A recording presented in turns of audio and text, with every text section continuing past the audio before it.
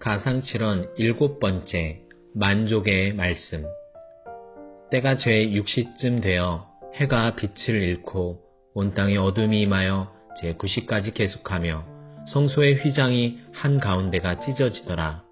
예수께서 큰 소리로 불러 이르시되 아버지, 내 영혼을 아버지 손에 부탁하나이다 하고 이 말씀을 하신 후 숨지시니라. 십자가에서 이루신 구원의 완성, 가상칠언. 십자가에 달리신 동안 구주의 입술은 7번 움직이셨습니다. 성경에서 7은 완성, 완전을 의미하는 숫자입니다. 특별히 갈보리 십자가에서도 그 완전함이 드러납니다. 또한 7은 일을 다 이루고 안식하는 것을 의미하는 숫자입니다. 하나님은 엿새 동안 하늘과 땅을 창조하시고 7째 날에 만족하시고 안식하셨어요. 6째 날에 창조의 역사가 마친 것처럼 구주의 6번째 말씀은 다 이루었다였습니다. 그리고 7째 날이 안식의 날이었던 것처럼 이제 사명을 이루신 주님은 자신을 안식의 처소인 아버지의 품에 맡기셨습니다. 아버지, 이 부르심은 너무나 귀합니다. 거룩하신 하나님의 얼굴의 광채가 감추어져 잠시 단절된 영적 교제는 이제 영원히 사라졌습니다. 운명하시기 마지막 순간에 다시 말씀하셨어요. 아버지. 세상이 만들어지기 전부터 아버지 품속에 계시며 사랑으로 교제하시던 아들과 이를 적용하시는 성령 하나님의 교제는 지속됩니다. 진노의 순간에도 하나님이 아버지가 아니셨던 때는 결코 없었습니다. 아들을 세상에 보내어 죽게 하신 것도 아버지로서 하셨으며 마지막에 아들을 하늘로 영접하신 것도 아버지로서 하신 일입니다. 구주는 십자가 위에서도 아버지와 교제를 나누고 계셨어요. 가장 아름다운 진실입니다. 극심한 고통과 에워싸는 죽음의 위협 속에서도 주님께서 십자가 위에서 그러셨듯이 우리도 어디에서나 하나님과 교제를 누릴 수 있습니다. 이미 그리스도께서 죽음의 저주를 이기신 지금에 와서 믿는 우리가 죽음을 두려워할 이유가 있을까요? 그리스도를 거절한 자들에게는 죽음이 최악의 두려움일 수 있어요. 그러나 우리에게는 그저 사랑하는 분 앞에 나아가는 문일 뿐입니다. 내 영혼을 아버지 손에 부탁하나이다. 내가 아버지 집에 있어야 될 줄을 알지 못하셨나이까 라고 말씀하셨던 주님은 당신이 아버지께로부터 와서 다시 아버지께로 돌아가심을 분명히 알고 계셨어요. 우리가 주께로부터 와서 주로 말미암아 주께로 돌아간다는 사실을 아는 자에게 하나님의 영광이 있습니다. 그리스도의 아버지가 우리의 아버지라는 사실이 얼마나 복된지요. 주님은 살아계신 내내 자신의 영혼이 아버지께 있었기 때문에 죽음에서도 아버지의 손에 자신의 영혼을 맡기셨어요. 여러분도 그렇습니까? 죄인으로서 하나님의 손에 나의 영혼을 맡깁니까? 그렇다면 내 영혼은 안전합니다.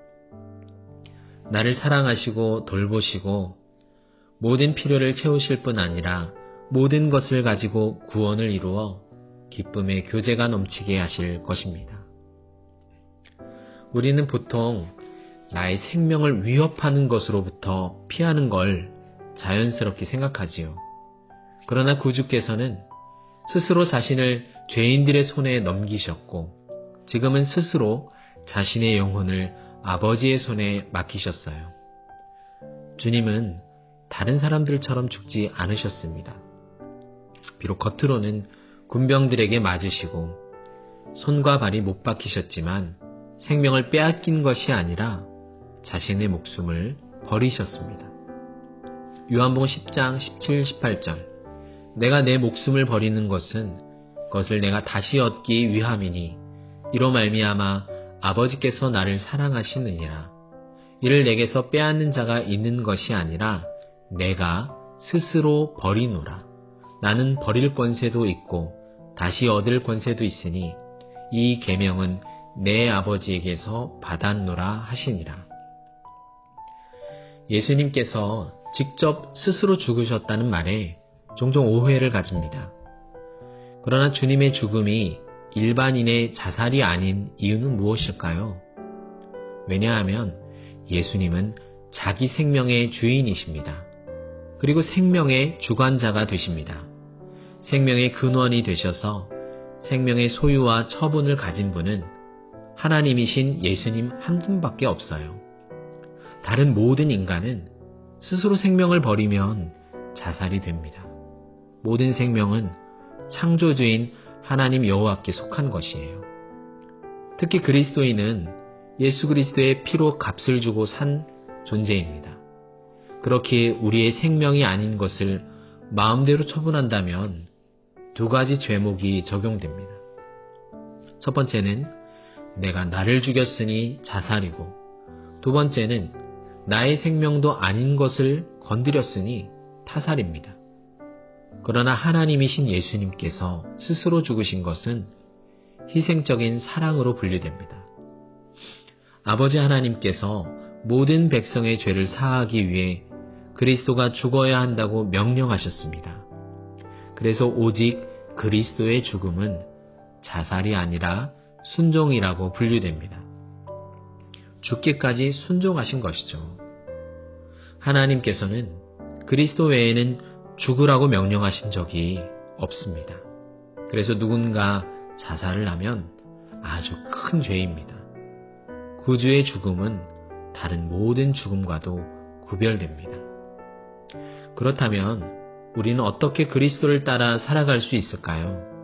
나는 날마다 죽노라 이렇게 말한 사도 바울의 말처럼 더 이상 나의 유익과 기호와 판단을 추구하지 않겠다는 것입니다. 하나님의 뜻이 내 삶을 통해 드러나고 말씀을 선택과 판단의 기준으로 삼는 것이죠. 이 땅에서 나는 죽고 그리스도로 살아가는 삶인 것입니다. 우리에게 영원히 안전한 곳이 있습니다. 예수님께서 자신의 영혼을 아버지의 손에 맡기셨을 때 그는 또한 우리의 영혼도 그의 영혼과 함께 아버지의 품에 드린 것이에요. 예수님은 자신을 위해서가 아니라 믿는 자들을 위해 살고 죽으셨어요. 우리는 문제가 가득한 하루를 살고 죽음에 둘러싸인 세상에 살고 있습니다. 이곳에서 나 자신을 돌볼 수 없고 죽음에서는 더욱 그렇지요. 우리는 사방에서 위협받고 위험과 대적이 있고 이들은 나보다 강합니다. 그러나 이러한 폭풍우 속에 안전한 항구가 있습니다. 삶의 풍랑과 죽음의 공포 속에서 피난처가 되시는 아버지의 손과 마음 안에 진정한 피난처가 있습니다. 주님 십자가 위에서 여러 차례 기도하셨는데 7번째인 마지막 말씀 역시 기도였습니다. 구주의 사역은 기도로 시작했고 기도로 마치셨습니다. 마지막 기도도 구약의 말씀을 이루는 내용이었습니다. 다윗에 의해 기록된 시편 31편 5절이었어요. 내가 나의 영을 주의 손에 부탁하나이다. 진리의 하나님 여호와여 나를 속량하셨나이다. 아버지 마음에 있는 뜻을 드러내기 위해 이 땅에 나타나신 말씀이신 그리스도는 말씀을 가지고 기도하셨습니다. 우리의 기도도 말씀을 붙들고 기도할 때 가장 분명하고 흔들리지 않습니다. 말씀하신 대로 성취하시는 하나님께서 우리에게 절대 실패하지 않는 기도의 모범을 보이셨습니다. 성경을 읽고 동시에 기도하십시오. 특별히 시편을 가지고 기도하십시오. 유대인들이 그들의 저녁 예배 시간에 낭송하는 구절이 바로 오늘 주님께서 이루신 시편의 말씀입니다. 우리도 잠이 들기 전 하루를 마감하며 이렇게 기도로 영혼의 무릎을 꿇길 소망합니다. 아버지, 내 영혼을 아버지 손에 부탁하나이다. 아멘.